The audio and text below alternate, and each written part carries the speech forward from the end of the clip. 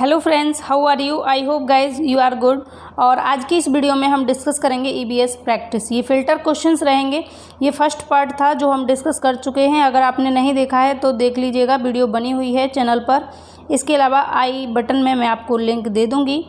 अभी हम डिस्कस करेंगे सेकंड पार्ट है और रीड के लिए रामबाण है। इसके अलावा ये UP TET, S TET, super TET, ठीक है, जो भी स्टेट का आपके यहाँ टेट होता है उसमें, रीट में, एमपी टेट में, बी टेट में, जितने भी टेट्स होते हैं उन सभी के लिए ये हेल्पफुल है। चलिए तो स्टार्ट करते हैं हम यहाँ पर अपना सेशन बिना कोई देरी किए हुए। बाकी की बात करेंगे वीडियो के बाद में, ठीक है। तो क्वेश्चन है यहाँ पर आपके सामने, 3 या अधिक परिवार के सदस्य साथ साथ एक ही घर में निवास करते हैं। सदस्यों की सामूहिक संपत्ति जूता घर एवं रसोई होती है। यह परिभाषा निम्नांकित में से किस प्रकार के परिवार को व्यक्त करती है? ऑप्शन है विस्तृत परिवार, नाभिक परिवार, संयुक्त परिवार या पितृसत्तात्मक परिवार। इसका आंसर कीजिए। इसका करेक्ट आंसर क्या होगा? आंसर कीजिएगा सभी। मैं आप सभी के कमेंट्स देखती रहूँगी कि कौन क्या आंसर कर रहा है। ऐसा परिवार जिसमें 3 या अधिक पीढ़ियाँ एक साथ में रहती हों, ठीक है, तो उसमें सभी लोग एक साथ में रहते हैं। सामूहिक रूप से संपत्ति भी होती है, पूजा घर, रसोई वगैरह सब कुछ साथ में होता है, ठीक है। पूजा घर एवं रसोई होगा, ये पूजा घर एवं रसोई सब कुछ साथ में होता है। तो ऐसे परिवार को हम कौन सा परिवार कहेंगे? ऐसे परिवार को हम संयुक्त परिवार कहेंगे। ऑप्शन थर्ड हमारा यहाँ पर करेक्ट है। तो जिन लोगों ने थर्ड आंसर किया है उन सब का करेक्ट है, ठीक है। अगला क्वेश्चन है, संयुक्त परिवार को भारत की आदि परंपरा कहा है। तो किसने कहा है? ऑप्शन है मैक्स मुलर ने, डॉक्टर इरावती कर्वे ने, मनु ने या कापड़िया ने। इसका आंसर कीजिए क्या होगा? संयुक्त परिवार को भारत की आदि परंपरा किसने कहा, ये आपको बताना है। और ऑप्शंस आपके सामने। इसका करेक्ट आंसर कीजिए। इसका करेक्ट आंसर क्या होगा? तो फ्रेंड्स, इसका करेक्ट आंसर है option first, Max Muller. Max Muller ने भारत को संयुक्त परिवार को भारत की आदि परंपरा कहा, ठीक है। एक और परिभाषा थी जो हमने कल डिस्कस की थी कि भारत में परिवार का अर्थ संयुक्त परिवार है। ये किसने कहा? तो ये के.एम. कापड़िया ने कहा कि भारतवर्ष में परिवार का अर्थ किससे है? संयुक्त परिवार से है। और ये परिभाषा जो है, संयुक्त परिवार को भारत की आदि परंपरा किसने कहा है? तो मैक्स मुलर ने कहा है। दोनों में डिफरेंस आपको ध्यान रखना है। अगला क्वेश्चन है, क्वेश्चन दिया है, निम्नलिखित विशेषताओं पर विचार कीजिए। ऑप्शन है पति एक नियमित आगंतुक हो सकता है, पत्नियां अपने पतियों के घर आकर रहती हैं, साधारणतया बच्चों का माता के परिवार की संपत्ति पर अधिकार नहीं होता, या पिता परिवार का सर्वोच्च मुखिया होता है। ये चारों विशेषताएं दी गई हैं। इनमें से आपको पितृसत्तात्मक परिवार की विशेषता के बारे में बताना है, कौन सा सही होगा। 2, 3, 4 सही होगा, 1, 3, 4 सही होगा, दूसरा या तीसरा सही होगा, या पहला, दूसरा और चौथा सही होगा। इसका आंसर कीजिए क्या होगा। तो फ्रेंड्स देखिए, पत्नियां अपने पतियों के घर आकर रहती हैं, ये तो सही है, ठीक है, ये सही है सेकंड वाला। दूसरा अगला है, साधारणतया बच्चों का माता के परिवार की संपत्ति पर अधिकार नहीं होता।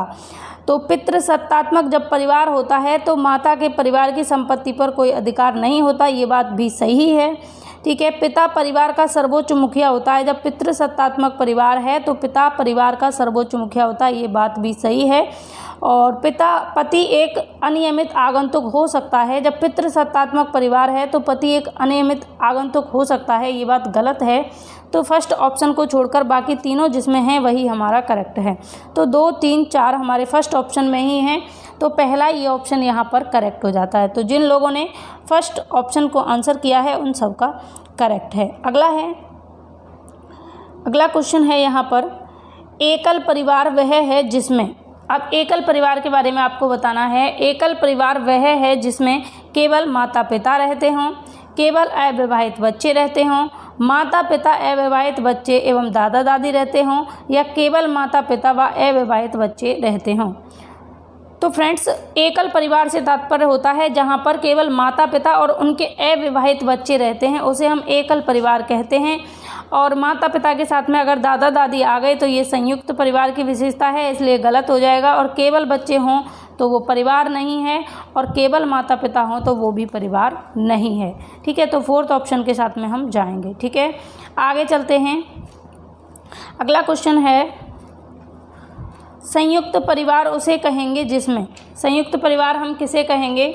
ऑप्शन दिए हैं, परिवार की 3 पीढ़ियां साथ रहती हों, माता पिता, दादा दादी एवं अविवाहित बच्चे साथ रहते हों, उक्त दोनों, या फिर माता पिता एवं अविवाहित बच्चे। इसका आंसर कीजिए क्या होगा।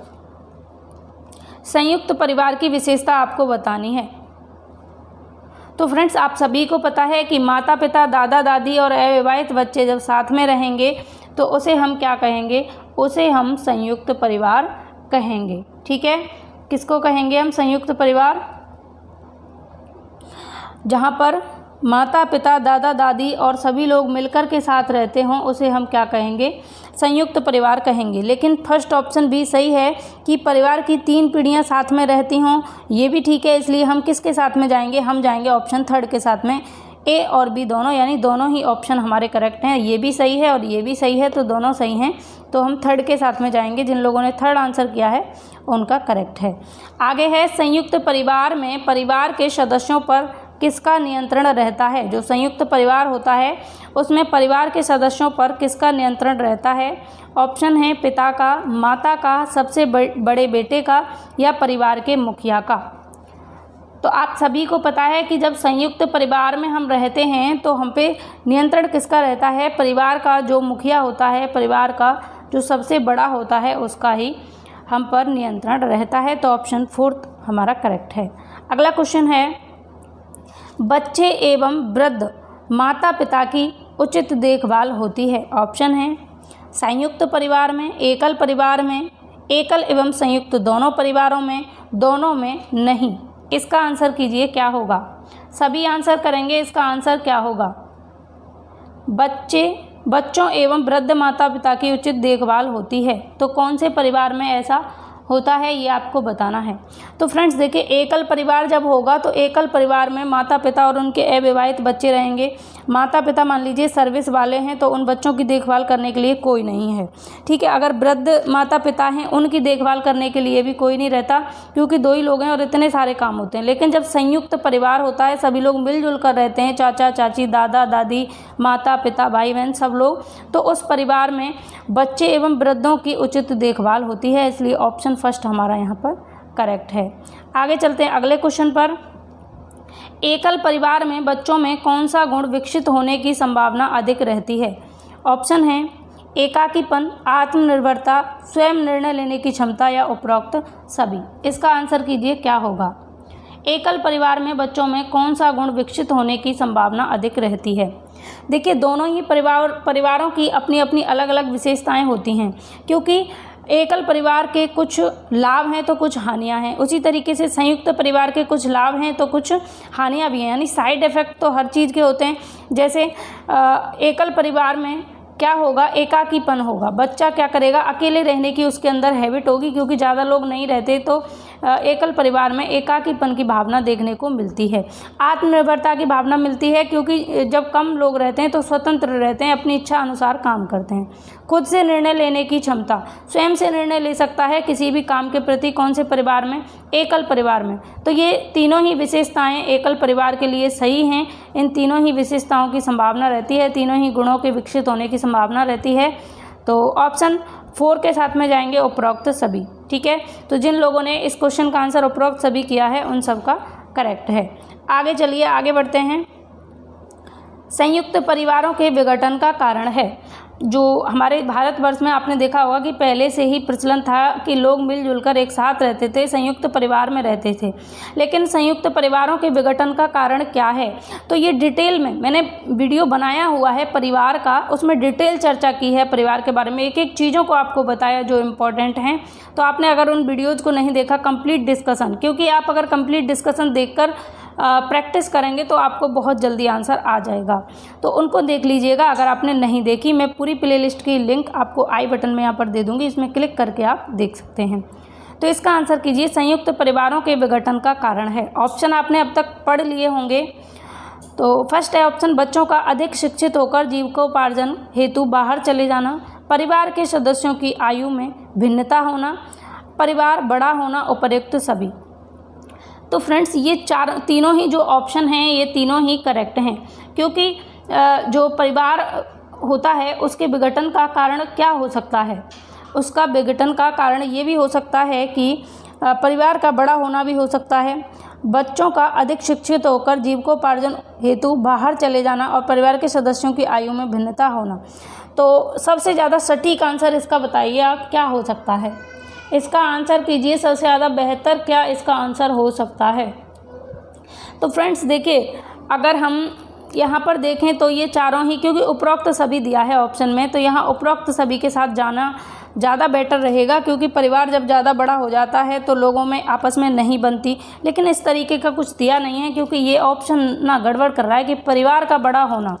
परिवार का बड़ा होना इससे मतलब क्या है? अलग होने का, इससे कोई मतलब नहीं बनता।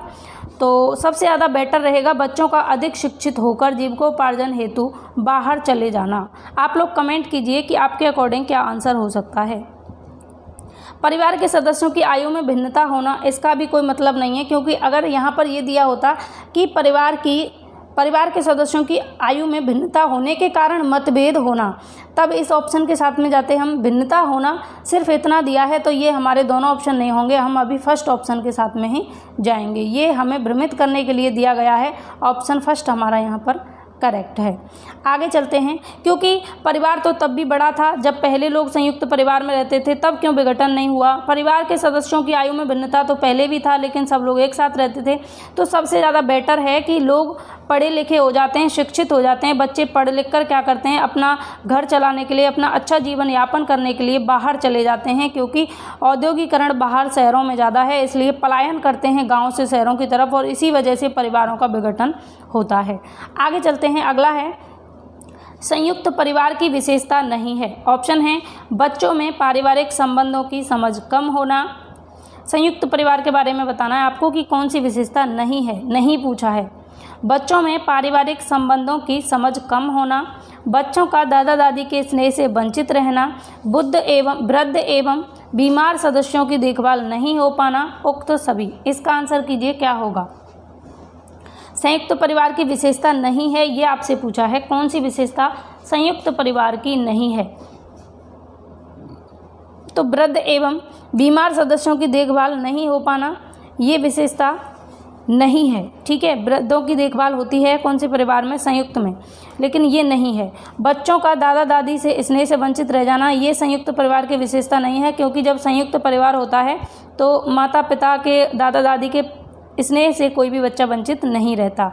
बच्चों में पारिवारिक संबंधों की समझ कम होना, ये भी गलत है, इसलिए तीनों ही ऑप्शन गलत हैं। तो उपरोक्त सभी के साथ में जाएंगे, क्योंकि गलत पूछा है और तीनों की तीनों गलत भर दिए गए हैं, एक भी ऑप्शन सही नहीं डाला गया, तीनों ही ऑप्शन गलत हैं, इसलिए फोर्थ ऑप्शन यहाँ पर करेक्ट होगा। आगे चलते हैं, एक परिवार का एक रूप नहीं है। एक परिवार का एक रूप नहीं है। ऑप्शन है अनुपूरित मूल परिवार, अनुपूरित शाखीय परिवार, उपमूल परिवार, अनुपूरित एकल परिवार। इसका आंसर कीजिए क्या होगा? इस क्वेश्चन का आंसर होगा ऑप्शन सेकंड, अनुपूरित शाखीय परिवार जो है ये परिवार का रूप नहीं है, जबकि अनुपूरित मूल परिवार, उपमूल परिवार, अनुपूरित एकल परिवार ये परिवार के रूप हैं। आगे है अगला क्वेश्चन, संयुक्त परिवार की विशेषता है। संयुक्त परिवार की विशेषता आपको बतानी है। ऑप्शन है सहभोजिता, सहनिवास, संपत्ति में सहभागिता, उक्त सभी। इसका आंसर कीजिए क्या होगा? तो आप सबको पता है कि संयुक्त परिवार की विशेषता है कि सहभोगिता भी होती है, सहनिवास भी होता है, संपत्ति में भी सहभागिता होती है। उपरोक्त सभी यहाँ पर करेक्ट हुआ। आगे चलते हैं, और फ्रेंड्स आपको ये क्वेश्चंस पसंद आ रहे हों, ये सीरीज़ अच्छी लग रही हो तो इसको ज़्यादा से ज़्यादा शेयर कीजिएगा। कल की वीडियो में व्यूज़ बहुत कम थे, आप लोग शेयर नहीं करेंगे तो मुझे इसको ऑफ़ करना पड़ेगा, क्योंकि जब आपका इंटरेस्ट नहीं दिखेगा तो फिर इसके लिए इतनी मेहनत करना बेकार है ना। आपके लिए इतनी मेहनत की जाती है तो कम से कम रेस्पॉन्स तो अच्छा दीजिए, शेयर तो कीजिए ज़्यादा से ज़्यादा मित्रों के साथ में। क्वेश्चन है अगला, निम्न में से कौन सा कारक संयुक्त परिवार प्रणाली के स्थायित्व में बाधक है?